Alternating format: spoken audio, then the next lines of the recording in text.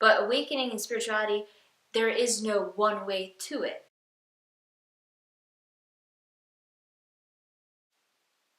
Something that's pretty clear when it comes to spirituality and growth is that there's no one way to get there. There's no one way to awaken or enlighten or to come to certain realizations within your life. There's a lot of do's and don'ts, but those are all mind-made concepts.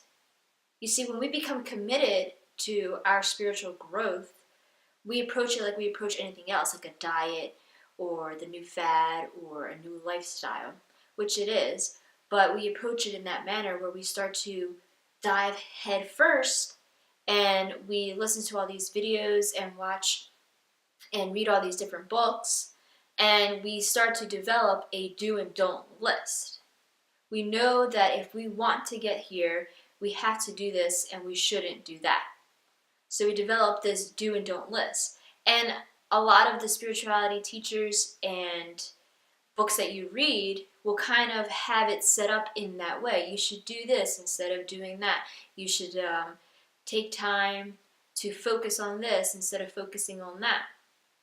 And all the tips are usually great. They all have their purpose, but there isn't one way to go about it. That's why there's so many different books. That's why there's so many different teachers out there, because everybody has their niche. Everybody has their different way of approaching spirituality, a different way that they've experienced it themselves, and the way that they share it with others.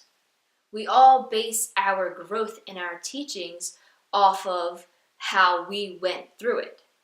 We can't base it off of how somebody else went through it because they are not us.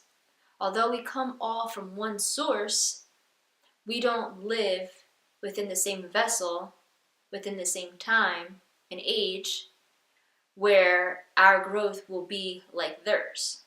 Something that I used to do all the time was look up these different teachers that I loved, and I would look up their past and how they got through it, or what happened to them that got them to that point of awakening. And I would compare my life to them.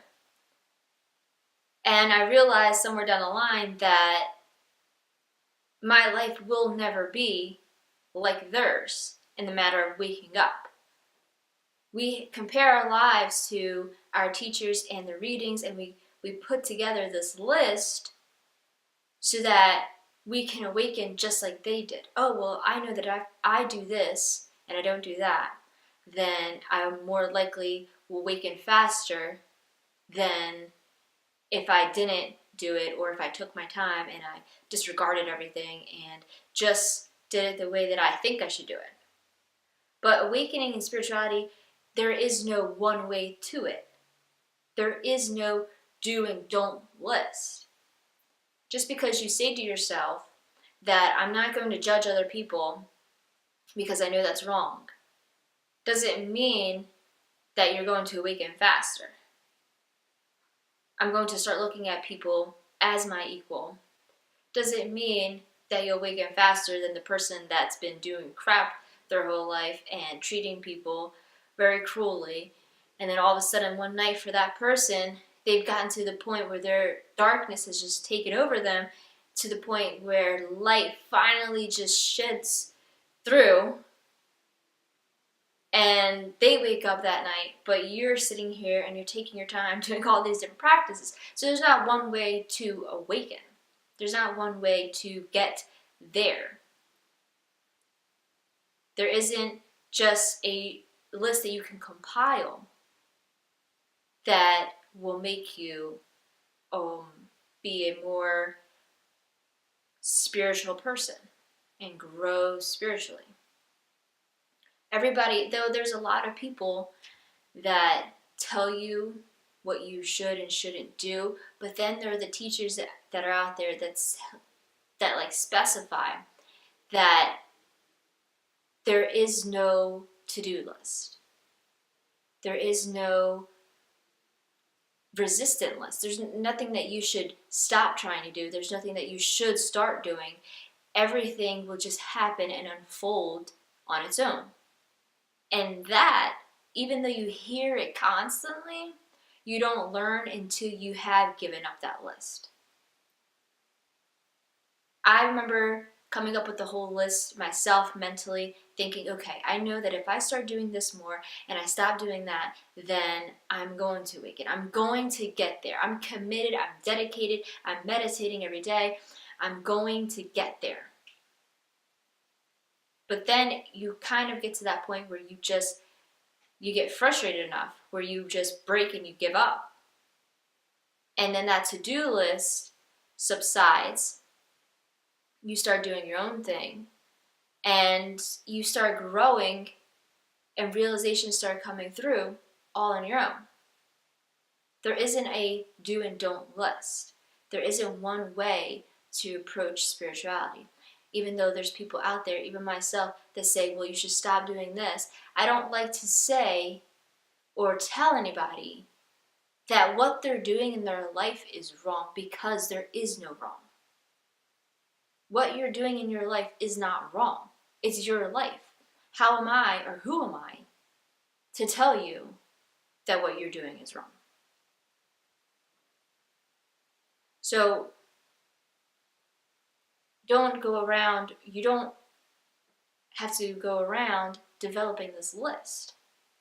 As I say, don't. But we all develop this list.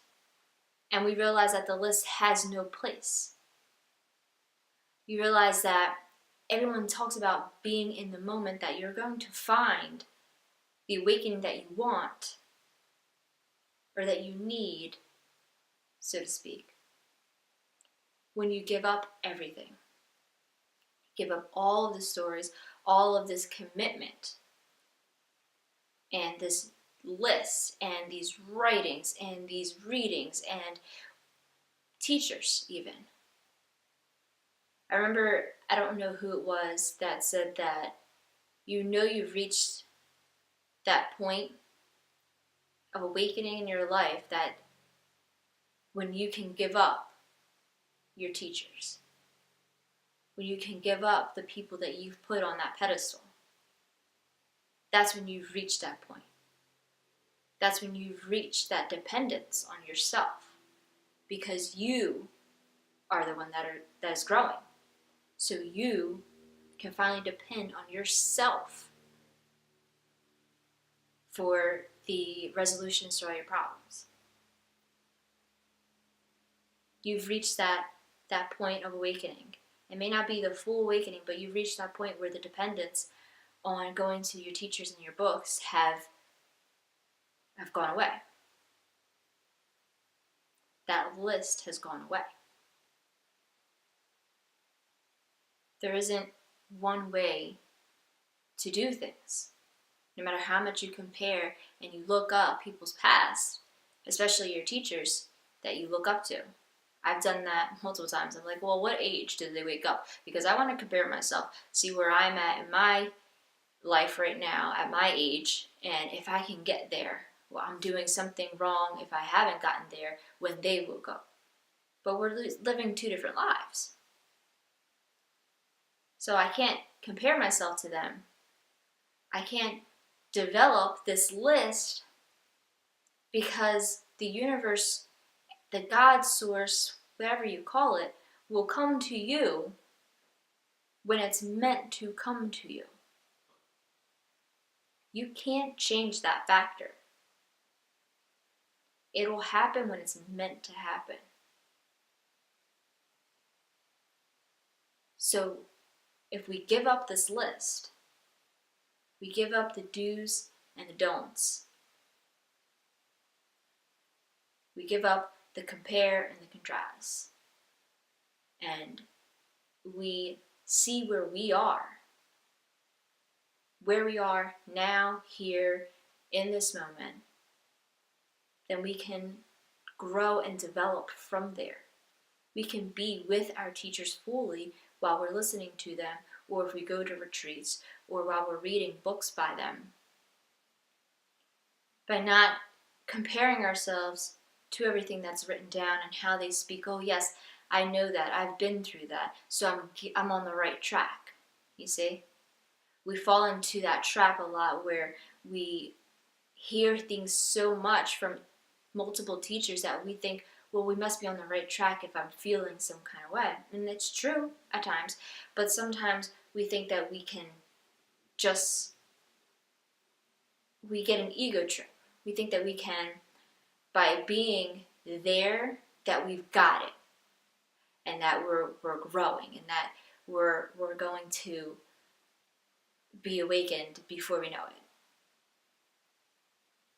it. And that may just be that you've gotten that, but there may be so much more that you have to get. And getting everything or knowing everything is not an end result, because there's always so much more that you can learn. So as you dive in in spirituality, to your journey, to your growth, I wouldn't say avoid making lists, but bring awareness to the lists that you create. Because you may be forcing things upon yourself that don't need to be forced. You may be forcing yourself to act this way when it doesn't feel natural. Even if the natural self is more of a negative or cruel behavior, it'll fizzle out on its own, naturally. But we create this strict list like we do anything, like a diet or our job. We develop a policy.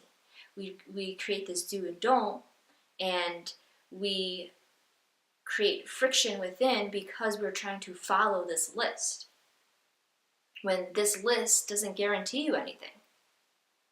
If you keep following this list that you've created over your books and your reading, or your video watching or your retreats, and you just feel like this is the way to get there, and it doesn't feel natural, that's when you're creating a friction within. Bring awareness to the list so that the actions that happen within this list feel natural and don't cause friction. There's no one way to getting there, I guess you can say.